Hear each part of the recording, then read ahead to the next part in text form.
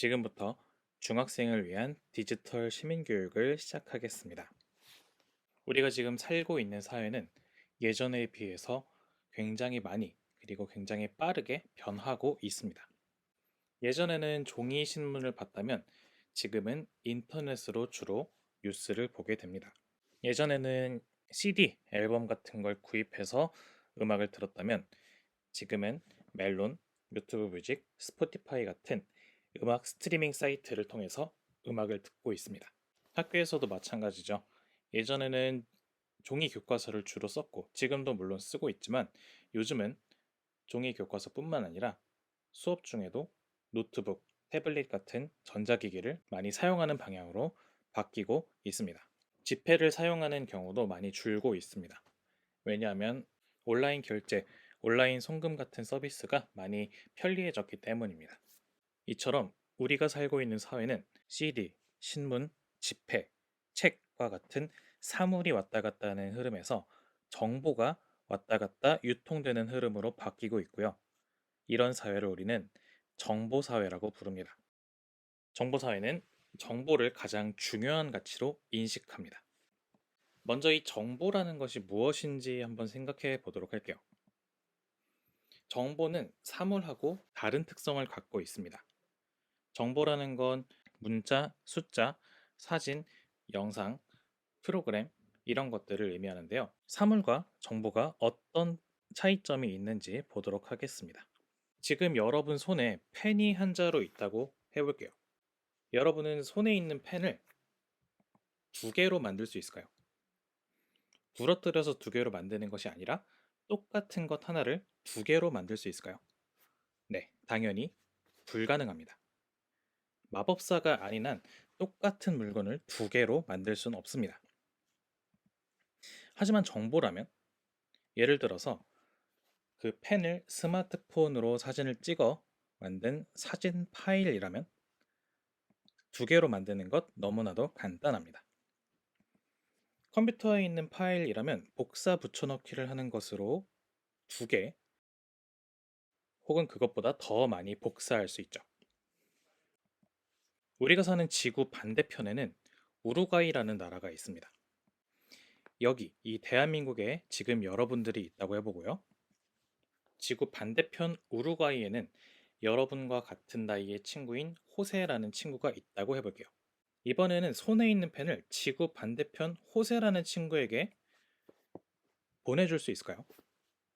불가능하진 않겠지만 비행기 타고 배 타고 이래야 되기 때문에 많은 시간과 비용이 들 것입니다. 하지만 펜을 찍은 사진이라면, 즉 정보라면 어떨까요? 간단하죠. 이메일 주소로 보내거나 인스타 DM 주소를 알면 거기로 보내거나 카카오톡을 쓰거나 다양한 방법이 존재합니다. 어떤 방법을 쓰든 1초 안에 보내줄 수 있습니다. 이처럼 정보는 형체는 없지만 얼마든지 복제할 수 있고요. 공간을 뛰어넘어서 아주 빠른 속도로 전달할 수 있습니다. 이게 가능한 건 정보를 처리하는 컴퓨터와 인터넷 기술이 잘 발달한 덕분이죠. 이러한 정보의 특성, 복사할 수 있고 빠르게 전달될 수 있다라는 이 특성 때문에 정보 사회에서는 이전에는 상상하지 못했던 많은 일들이 가능합니다. 코로나19로 인해서 등교를 할 수 없게 되더라도 화상회의 프로그램을 통해서 온라인 수업을 할 수 있었습니다. 온라인 수업뿐 아니라 직접 만나지 못하는 친구들과도 함께 놀고 소통할 수 있죠. 심지어는 지구 반대편에 있는 호세와도 실시간으로 연락할 수 있습니다. 몇몇 여러분들이 즐겨하는 마인크래프트, 로블록스와 같은 게임에서는 마치 실제 세계에서 소통하는 것처럼 게임 속 세계를 서로 꾸미고 소통하고 놀 수가 있죠. 정보사회에서는 여러분들이 가진 생각, 여러분들이 전하고 싶은 이야기, 세상에 필요한 이야기가 있다면 그것을 전 세계 사람에게 전할 수도 있습니다. 그레타 툰베리라는 학생이 있습니다. 이 사람은 중학교 3학년 나이에 환경 파괴 문제에 관심을 갖게 되었어요. 그리고 이 문제에 대해서 침묵하고 미래 세대에게 이 문제를 떠넘기려는 어른들 그리고 정치인들을 비판하면서 등교 거부 운동을 시작했어요. 이 사실이 트위터를 통해서 전 세계에 퍼지게 되었고 많은 사람들의 공감을 얻어냈습니다. 여러분도 만약 세상의 문제에 대해서 많은 사람들의 공감을 이끌 만한 아이디어가 있다면 여러분의 메시지를 전 세계에 널리 전할 수도 있습니다. 여러분들이 음악을 잘하거나 만화를 잘 그리거나 소설을 쓸 수 있거나 아니면 프로그램을 개발하거나 아니면 게임 개발에 관심이 있다. 또는 그거 외에도 다양한 재능이 있다라고 한다면 여러분들의 끼로 만든 창작물들을 많은 사람에게 보여줄 수 있습니다. 여러분의 작품은 모두 정보의 형태로 존재하기 때문에 잘 만든 작품이고 약간의 운만 따라준다면 여러분들이 만든 작품 얼마든지 세계인들한테 자랑할 수 있어요. 또는 요즘 사람들은 사람들이 필요로 하는 정보를 영상에 담아 유튜브에 올리기도 하죠. 많은 사람들이 여러분의 작품을 마음에 들어 한다면 여러분들은 돈을 벌 수도 있겠죠. 이 모든 것이 가능한 이유는 정보 기술의 발달 덕분에 정보를 빠르게 주고받을 수 있는 세상, 즉 정보 사회가 되었기 때문입니다. 정보 사회에서 정보는 이처럼 빠르게 퍼져나가기도 하지만 또 큰 가치를 지니기도 합니다. 혹시 유튜브나 SNS를 하다가 보게 된 광고들이 내 관심사, 요즘의 관심사와 관련이 높았던 경험이 있나요? 내가 만약에 신발에 관심이 있다 라고 한다면 유튜브에서 신발 광고가 생각보다 많이 보이는 경험을 할 수도 있습니다. 인터넷 광고 업체는 사용자들의 특성, 관심사를 수집해서 광고에 효과가 있을 가능성이 높은 사람들을 향해 맞춤 광고를 보여주게 됩니다. 신발에 관심이 있는 사람에게만 광고를 보여주게 되면 더 적은 비용, 지하철역이나 TV 같은 곳, 불특정 다수에게 보여주는 광고보다도 더 적은 비용으로 더 효과적인 광고를 할 수가 있겠죠. 이처럼 정보를 수집하고 활용한다면 더 높은 가치를 창출할 수 있기 때문에 정보의 가치는 점점 높아지고 있습니다. 여러분이 살아갈 사회는 지금보다도 더 정보의 가치가 높아지고 중요한 사회일 것입니다. 여러분이 정보를 직접 만들고 다루고 활용하는 능력, 정보를 해석하는 능력을 갖추어 나간다면 그건 여러분들에게 힘이 될 것이고요. 정보 사회의 시민으로서 또 주인공으로서 살아갈 수 있게 될 것입니다. 지금까지 이야기를 정리해 보겠습니다. 정보는 복사와 전송이 자유롭습니다. 그래서 정보는 얼마든지 퍼질 수가 있어요. 정보사회에서는 모든 사람들과 쉽게 소통할 수 있습니다. 정보사회에서는 나의 끼와 재능을 많은 사람들에게 뽐낼 수도 있습니다. 정보사회에서 정보는 높은 가치를 지닙니다. 여러분들은 앞으로 정보사회의 시민이 되실 것입니다. 시민은 권리를 가지고 있고 그리고 책임도 가지고 있습니다. 정보사회에서 여러분들이 할 수 있는 것들 모두 여러분들의 권리입니다. 하지만 성숙한 시민이 되기 위해선 무엇을 할 수 있는지도 알아야 하지만 반대로 무엇을 하면 안 되는지, 무엇을 조심해야 하는지, 무엇을 지켜야 하는지도 알아야 합니다. 즉, 사회에서 지켜야 할 의무와 책임도 함께 생각해야 한다는 것이죠. 그걸 함께 생각하는 사람이 보다 성숙한 시민이라고 할 수 있겠습니다. 지금부터는 정보사회에서 우리가 무엇을 주의해야 하는지를 이야기해 볼게요. 첫 번째, 개인정보 보호입니다. 앞서 이야기한 정보의 특성 중 하나, 복사와 전송이 자유롭다는 점이 있었습니다. 이러한 특성은 정보의 강점이면서 또 단점, 약점이 되기도 합니다. 왜냐하면 한번 정보가 퍼지기 시작하면 걷잡을 수 없기 때문이죠. 그 중에서도 유출되지 말아야 할 개인정보가 퍼지게 된다면 수습하기가 매우 어렵습니다. 퍼진 정보를 다시 주워 담거나 삭제하는 것이 사실상 불가능하기 때문이죠. 개인정보라는 건 이런 것들을 의미합니다. 이름, 얼굴, 지문, 전화번호, 집주소, 주민등록번호, 재산 상황, 성적, 학력, 직업, 가족 상황, 종교, 정치적 성향 등 여러분들에 대한 정보, 그 모두가 개인정보에 속합니다. 그리고 이 개인정보는 유출이 되었을 때 여러분들에게 피해가 갈 수도 있습니다. 개인정보가 유출이 된다면 많은 기관이나 기업들에서 여러분들의 개인정보를 여러분들 동의 없이 활용할 수도 있습니다. 여러분들의 권리를 침해하는 것이죠. 또는 집 주소나 학교 이런 개인정보가 퍼지게 되면 스토킹 같은 범죄 피해에 노출이 될 수도 있습니다. 따라서 개인정보 보호는 매우 중요합니다. 기업이나 기관에서는 필요에 따라서 여러분들의 개인정보를 수집하고 보관합니다. 그래서 여러분들은 어떤 사이트에 가입할 때 이런 메시지를 보신 적이 있을 거예요. 여러분들한테서 개인정보를 어느 정도 받아가서 보관하겠다라는 동의를 받는 절차이죠. 이런 절차를 통해서 기관들은 여러분들의 개인정보를 수집하고 보관하고 있고 이것을 안전하게 관리할 의무가 있습니다. 하지만 안타깝게도 보관하는 개인정보 관리를 소홀히 하다가 개인정보가 유출되는 사고, 지금까지 수없이 많이 발생했고 지금도 발생하고 있습니다. 지금 제가 캡처한 이 뉴스들 불과 6개월 이내에 검색된 뉴스들입니다. 개인정보를 보관하는 기관들, 기업들, 이 기업들이 관리를 잘해야 할 책임이 무엇보다 중요하겠지만 개인정보를 제공하는 우리의 입장에서는 필요한 만큼만, 내가 허락하는 만큼만 개인정보를 수집하게 할 필요가 있습니다. 여러분들이 어떤 사이트나 어떤 서비스에 가입할 때 꼭 필요한 만큼의 개인정보인지 혹시 너무 과잉으로 수집하는 건 아닌지 한번 체크해 보세요.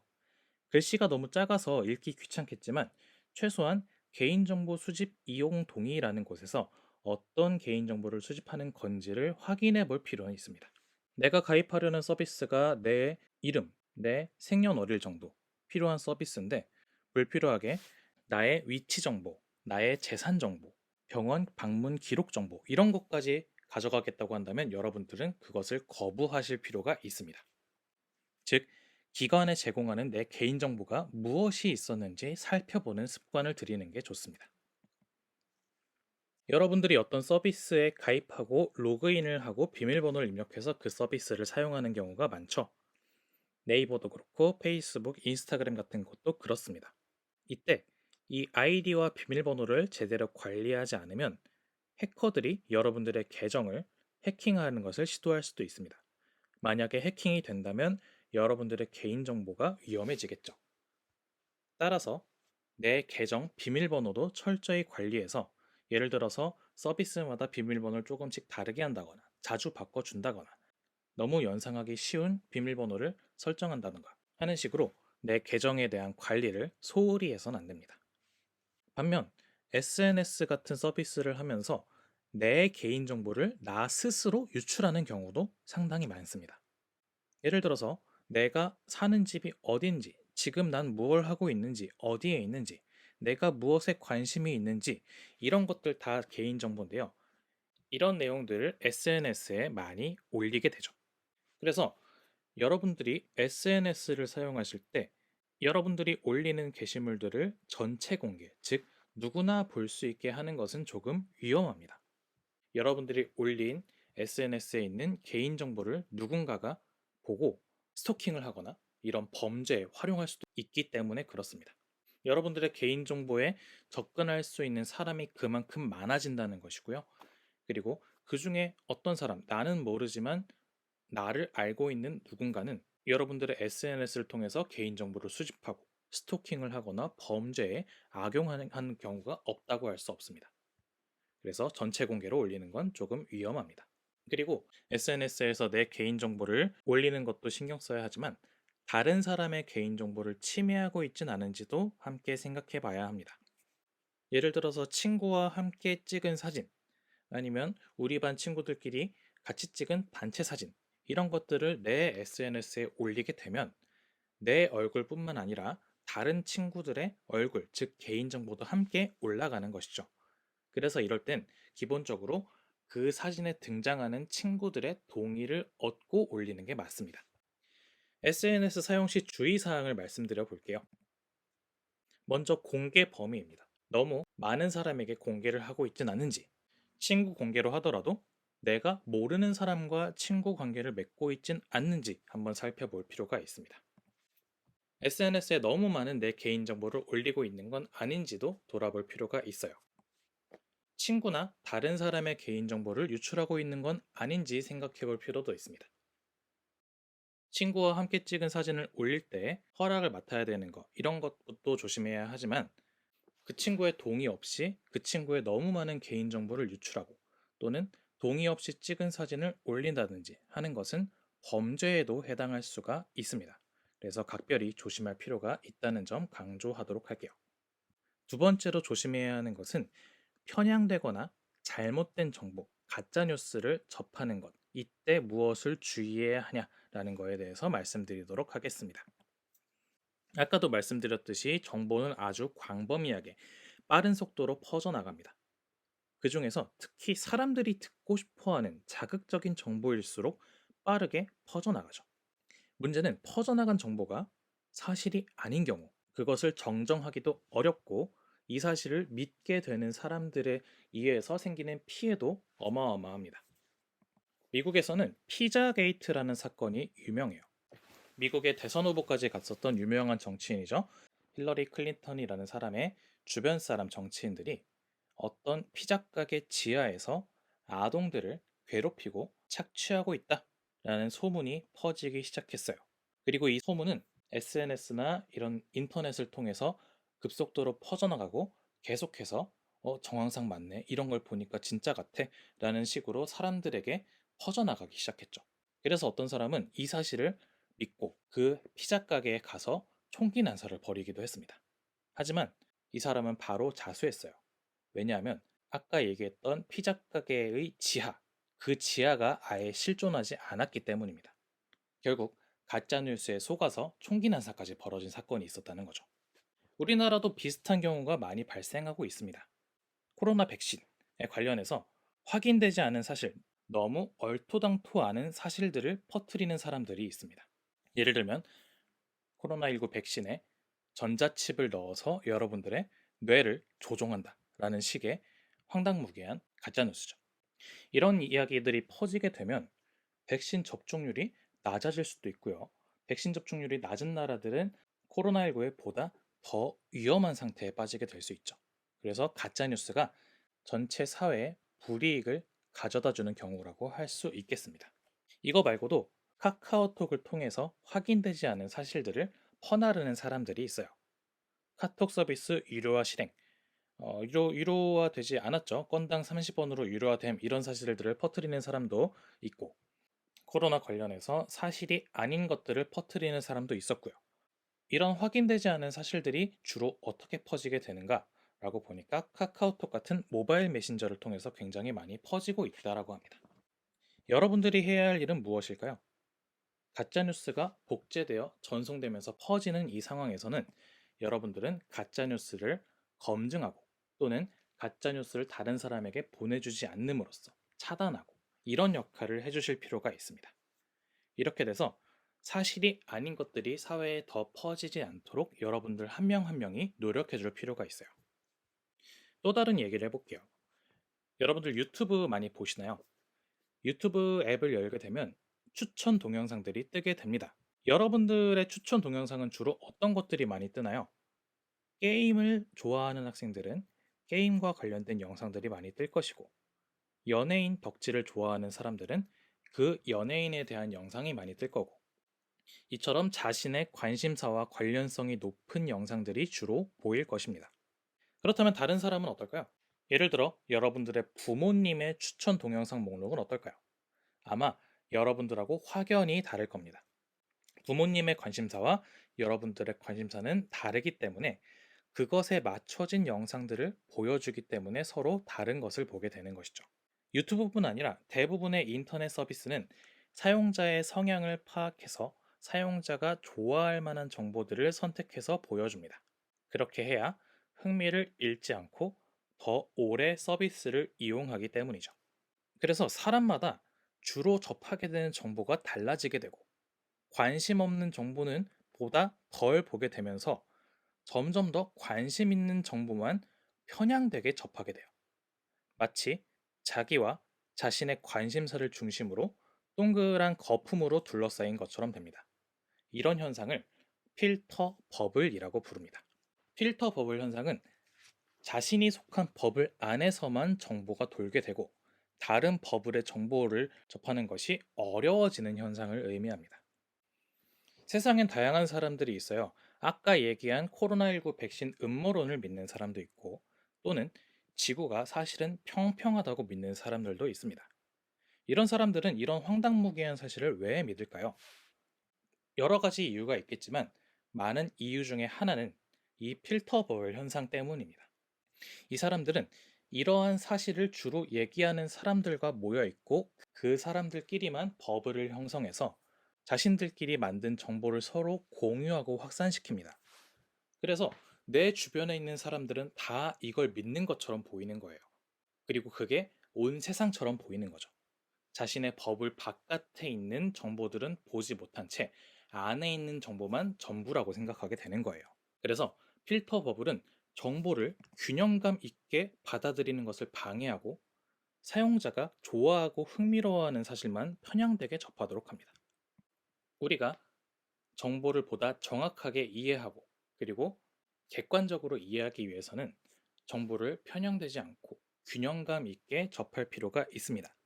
그래서 어떤 정보를 접했으면 반대쪽의 정보를 보면서 서로 교차 검증하고 무엇이 진실인지 파악해 나가야 한다는 것이죠. 지금까지 이야기를 중심으로 여러분들이 가져야 하는 습관을 이야기해 볼게요. 먼저 정보의 출처 그리고 사실관계를 파악하는 습관을 기르셔야 합니다. 그리고 추천해주는 정보만 접하지 말고 스스로 찾아보는 습관을 길러주세요. 내가 접한 정보가 진짜인지 아니면 다른 이야기도 있는 건지 항상 의심하고 스스로 찾아보는 습관을 가지시길 바랍니다. 그리고 균형감 있게 정보를 받아들이는 습관 또한 중요합니다. 특정한 몇몇한테서만 정보를 받아들이지 말고요. 다양한 채널을 통해서 균형감 있게 정보를 받아들이는 습관을 가지고 있어야 내가 좀 더 합리적으로 정보를 판단할 수 있는 사람이 될 것입니다. 세 번째로 제가 강조하고 싶은 것은 제가 가장 강조하고 싶은 부분인데요. 바로 사이버 폭력입니다. 말 한마디에 천냥빚 갚는다 라는 말을 들어본 적이 있죠. 이 말처럼 말 한마디가 가진 힘은 엄청납니다. 반대로 말 한마디 잘못하게 되면 칼보다도 사람에게 더 큰 상처를 줄 수 있습니다. 우리가 하는 말, 우리가 쓰는 글 역시 정보입니다. 정보사회에서는 여러분들이 사용하는 한마디 한마디가 여러분들이 상상하는 것보다 더 빠르게, 더 넓게, 더 날카롭게 날아가게 돼요. 교실에서 내가 한마디 하는 것과 인터넷 공간에서 똑같은 거를 글로 쓰는 것은 전혀 다른 행동이에요. 교실에서는 그 교실 안에서만 말이 퍼지게 되지만 인터넷에 쓴 글은 어디까지 퍼질지 아무도 예상할 수가 없다는 겁니다. 따라서 인터넷에 쓰는 말 한마디 훨씬 더 조심하고 신중할 필요가 있습니다. 최근에 연이어서 유명인들의 자살 소식이 보도가 된 적이 있어요. 한 명은 인터넷 방송인이었고요. 한 명은 운동선수였습니다. 이 두 사건의 공통점이 있었는데요. 모두 사이버상의 불특정 다수에게 인신공격성의 욕설 댓글과 인터넷 커뮤니티 안에서의 비난에 시달린 것이 원인으로 지목되고 있습니다. 욕을 먹은 이유가 무엇이었을까요? 한 명은 페미니스트 아니냐라는 의혹이 있었기 때문이고요. 한 명은 성형한 거 아니냐라는 의혹이 있었기 때문입니다. 두 사람 다 이 이야기에 대해서 부인했지만 이게 사실이 아니더라도 혹은 사실이어도 이분들의 잘못이 절대 아니며 욕을 먹을 이유가 될 수도 없고 죽을 이유가 될 수는 더더욱 없습니다. 사건이 벌어진 뒤에 여러 커뮤니티, 특히 이 사람들에 대해서 많은 이야기를 나누던 커뮤니티에서는 일부는 뭐 반성하고 자성하는 모습, 우리가 좀 너무 심했다라는 모습을 보이기도 했지만 대부분은 이거 다른 사람의 책임이야, 우리 책임 아니야, 이런 식으로 나몰라라 하는 글들도 많이 올라왔습니다. 안타깝고 화나는 일이죠. 이런 일이 앞으로 다시는 벌어지지 않도록 해야겠습니다. 하지만 사이버 폭력 문제는 생각보다 우리에게 가까이 있습니다. 교육부 자료에 따르면 학교 폭력 중에 사이버 폭력 비율이 점점 높아지고 있어요. 2020년은 12%까지 올라왔죠. 사이버 폭력으로 학교 폭력이 시작되는 경우가 굉장히 많다라는 겁니다. 사이버 폭력의 대표적인 유형은요, 사이버 안에서 욕설하는 것 또는 어떤 친구가 어디에서 뭘 했어요? 라는 식으로 거짓 비방글을 유포한다. 이런 식으로 사이버 언어 폭력이 있을 수 있고요. 사실 또는 거짓말로 인격을 훼손하는 거. 누구의 성격이 어떻다. 누가 누구한테 잘못을 했다. 이런 식으로 사이버 명예훼손을 하는 경우도 있고요. 성적 묘사나 성적 비하, 원하지 않는 성차별적인 내용 또는 성적인 내용의 그림이나 글을 유포하는 사이버 성폭력의 예시도 있습니다. 원치 않은 문자, 사진, 영상을 반복 전송하는 사이버 스토킹, 아니면은 사이버 공간에서 얻은 정보를 바탕으로 실제로 스토킹하는 경우도 발생할 수 있어요. 동의 없이 다른 사람의 개인정보를 유출하는 것은 신상정보 유출에 해당이 되고요. 사이버 따돌림도 존재할 수 있습니다. 여러분들이 문제의식을 느끼지 않고 사이버 공간 안에서 이러한 행동들을 하게 되면 다 여러분들에게 그대로 피해로 돌아갈 수가 있습니다. 여러분들이 글을 쓸 때 신중을 기하지 않고 충동적으로 글을 쓰거나 다른 사람을 욕하려는 마음으로 글을 쓰게 된다면 어떤 사람은 크게 상처를 받을 수 있고요. 또 그게 결국은 여러분들한테도 돌아올 수 있다는 걸 명심하셔야 됩니다. 나중에 여러분들이 쓴 글, 인터넷에 쓴 글은 쉽게 지워지지 않고 계속해서 인터넷 공간에 남아있는 경우가 많습니다. 여러분들이 중학생 때 인터넷 공간에 썼던 글들, 결국은 여러분들의 흑역사가 될 거고요. 그 글들 중에서 다른 사람을 비방하거나 욕하거나 하는 글들이 있었다면 나중에 여러분들이 유명한 연예인이 된다거나 해도 여러분들의 과거가 여러분들의 발목을 붙잡는 경우가 될 수도 있습니다. 그래서 지금 신중해야 하고 지금 조심해야 한다는 것이에요. 명심하셨으면 좋겠습니다. 인터넷에서는 항상 신중하게 글쓰기를 부탁드릴게요. 가급적 3번, 4번, 5번 정도 생각해 보세요. 내가 이 글을 썼을 때 누가 보게 될 것인가? 누군가가 상처를 받게 될 것인가? 또 이 글이 남아서 20살, 30살이 된 나한테 부메랑이 되지는 않을까? 계속해서 생각하면서 글을 쓰셔야 합니다. 지금까지 한 이야기를 정리해 보겠습니다. 우리는 정보사회의 시민으로서의 책임을 가지고 있습니다.